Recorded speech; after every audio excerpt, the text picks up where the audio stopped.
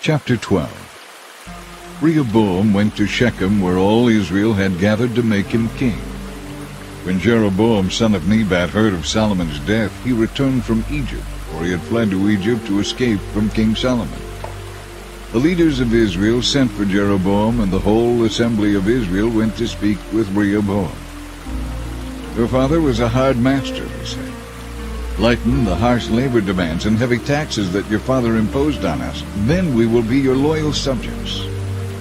Rehoboam replied, "Give me 3 days to think this over.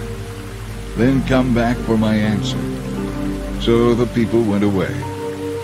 Then King Rehoboam went to discuss the matter with the older men who had counseled his father Solomon. "What is your advice?" he asked. "How should I answer these people?" The older counselors replied, "If you are willing to serve the people today and give them a favorable answer, they will always be your loyal subjects." But Rehoboam rejected the advice of the elders and instead asked the opinion of the young men who had grown up with him and who were now his advisers.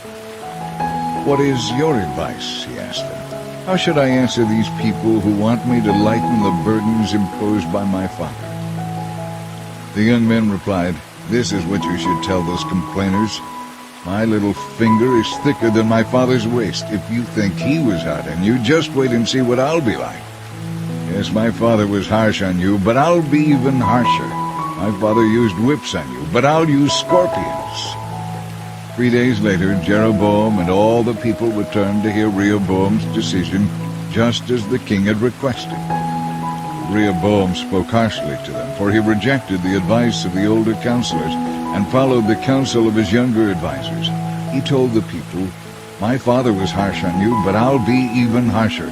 My father used whips on you, but I'll use scorpions."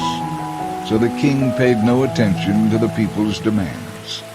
This turn of events was the will of the Lord, for it fulfilled the Lord's message to Jeroboam son of Nebat through the prophet Ahijah from Shiloh. When all Israel realized that the king had rejected the request, they shouted, "Down with David and his dynasty! We have no share in Jesse's son. Let's go home, Israel. Look out for your own house, O David." So the people of Israel returned home. But Rehoboam continued to rule over the Israelites who lived in the towns of Judah. King Rehoboam sent Adoniram, who was in charge of the labor force, to restore order. All Israel stoned him to death. When this news reached King Rehoboam, he quickly jumped into his chariot and fled to Jerusalem. The northern tribes of Israel have refused to be ruled by a descendant of David to this day. Who are the people you know will give you good advice? Rehoboam asked for advice, but he didn't carefully evaluate that advice. If he had, he would have realized that the advice offered by the older men was wiser than that of his peers.